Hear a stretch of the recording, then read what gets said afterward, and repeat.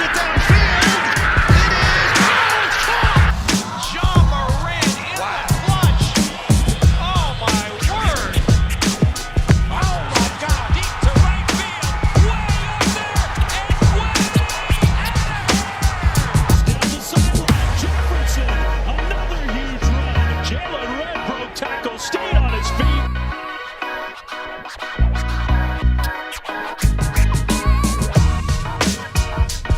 What's poppin', everybody? Blake Neiman back at you with another episode of Blake's Take, giving you my take on local and national sports. Let's dive right into it with some NBA. We had a huge, big game last night with the Lakers seeking their 11th straight road win, while the Philadelphia 76ers were looking to establish themselves as a title contender in the NBA for a championship in the finals.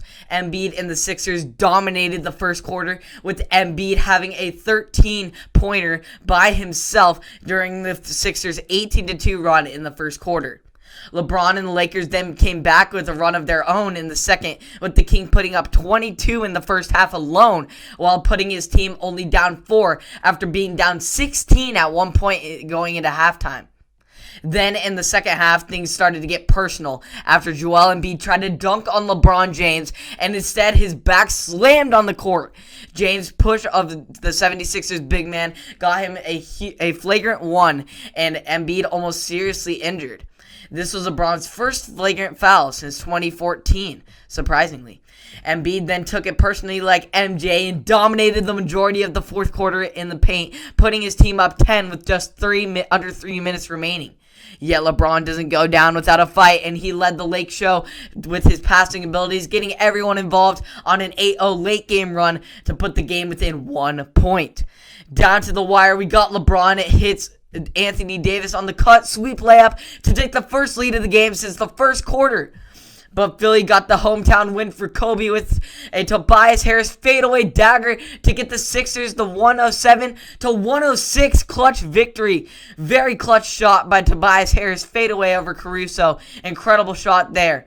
Wednesday's win gave the Sixers a 10-1 mark at home with this season. They're now 41-5 at Wells Fargo Center since the start of last season, and improved their overall record to 13-6, the best in the Eastern Conference. They have Embiid playing the best basketball of his career.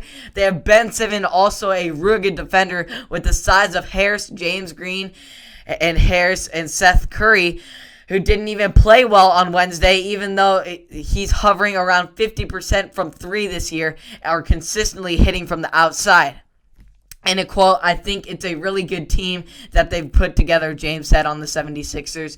Give a lot of credit to the general manager, Elton Brand, and the things that they've done doing there. Obviously, Doc has won pretty much everywhere he's been, as the season goes on, but there are going to be a lot of teams in this Eastern Conference playing for the championship basketball down the stretch.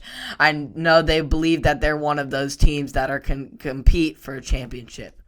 Incredible performance by both teams, but this was very key for the 76ers, and I feel more sure than ever before that the 76ers maybe, just maybe, will be able to pull off a finals win this year, let alone an appearance that they can make after their tough second-round conference championship losses in the past few years. The factor in the process is Ben Simmons, though, and his shooting ability. Ben Simmons did very solid last night in shooting with a 17-point triple-double, going 8 for 15 from the field. Very solid for Simmons. If he can keep dialing up his jump shot and establishing himself as more and more of a threat from the outside, teams will have to put a higher priority on him, which will allow other key role players such as Seth Curry and Danny Green to get way more open looks. This will build more chemistry between the players and will make them a better team than they already are. Exciting stuff for Philly, and I'm excited to see what their chemistry comes together and how they keep on improving to establish themselves as an elite force to be reckoned with in the NBA. As far as NFL, Deshaun Watson wants out of Houston, and he's ultimately going to get his way so long as the rationale, thinking, and reason prevail. The majority of NFL teams covet Watson, and several will actually be lining up with offers for him because of Watson's no-trade clause. Houston can't hold an auction for their once franchise quarterback, but the Texans still have to get appropriate, if not exact value in return for the high-value asset that they're letting go on their own front office fault. Requesting a trade is the point of no return for a player like Watson. His time in Houston is done, and look no further than a team like Cal McClure as the reason. The most beneficial course of action for Watson and the Texans would be now to be cool tempers, set egos aside, and work collaboratively for the final time on finding a trade and getting Watson out of the situation that the front office created and the frustration they created. It's useless at this point to believe the relationship can be repaired after all the front office has done against Watson, from trading Hopkins and firing Bill O'Brien. News of Watson's request came out 12 hours after the Texans finally made their head coaching hire, despite being the first team with an opening in 2020. That just shows the lack of effort and lack of getting stuff done in the GM and the front office in Houston. Likewise, Houston should want to be able to join a team.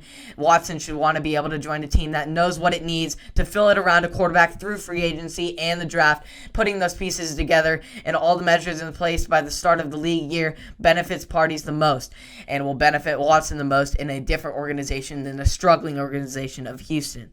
Because Watson will be worth some combination of these first round picks plus other picks, it would be best for the Texans to at least know exactly what picks they can get in the 2021 draft. Probably won't be able to with all their indecisive decisions. Miami, for example, holds the number 3 and 18 overall picks, but their future first round pick could very well be in their late 20s with Watson as their quarterback. Watson has a list of places he'd be willing to go. If he and the Texans work together on this as they should, he can allow the offers to come into Houston and then privately give his wish list to the Texans. Or he could provide that list to Houston first and let GM Nick Caserio, who he doesn't so much agree with, but they could work together to work on and get the first and biggest deal of the Texans' career.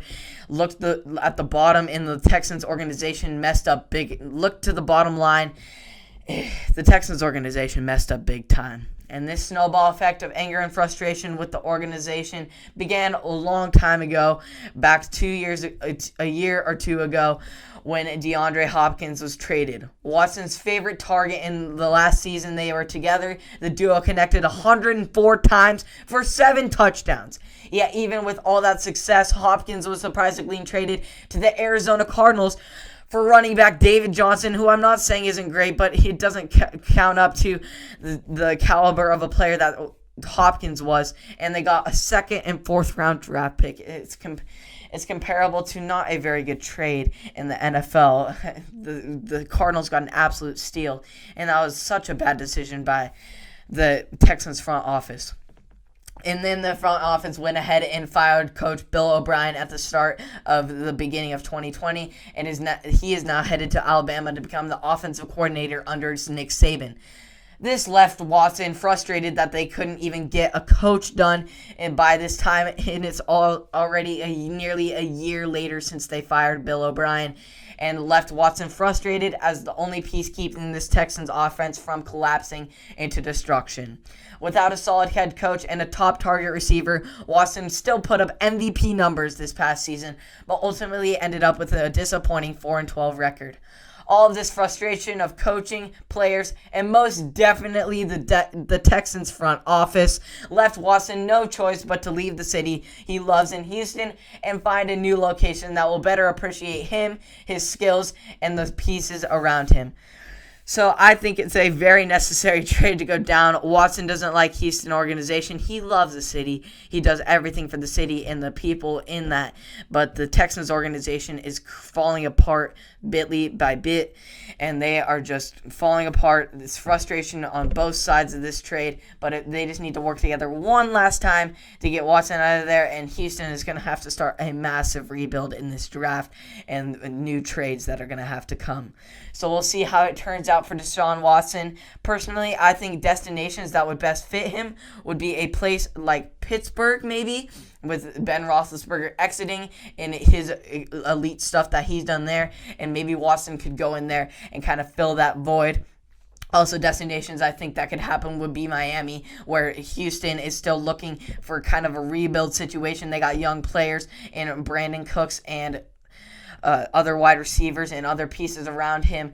They could get a young quarterback to go along with that in Tua, and even a veteran in Ryan Fitzpatrick in a double deal that could send Watson to Miami with a few draft picks that Miami has. So many trade situations that could go down, but ultimately it's going to have to be what's best for Watson and the organization. Even though they don't agree on things, it's what's going to have to get done.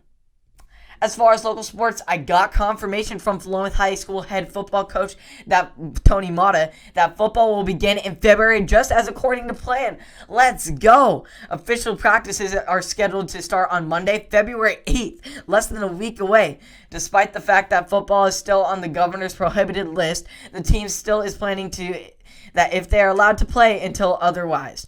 On Wednesday of next week, February 3rd, there will be 2 videos available on the athletic website on Willamette for you to view. One will be on a general sports parent meeting video, and the other will be a football-specific parent-player video.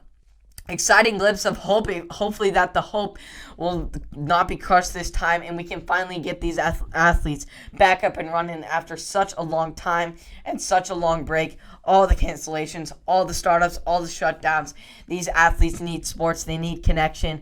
It's going to be great if we can get this going. Governor Brown, please help these athletes, help them get back to in connecting and getting back to what they love, because you only get to play sports for so long for most of these athletes, and it would be great to get them to enjoy these last few years of their athletic career. So thank you for tuning in to another episode of Blake's Take. Hope you enjoyed that news about Watson, sketchy trade deals. Hope you enjoyed that glimpse of Lakers and the 76ers in a potential finals matchup. Hope you enjoyed all of that. You can tune in on Apple Podcasts, Spotify, and or YouTube. Hope you all have a great rest of your night, and I'll see you all tomorrow.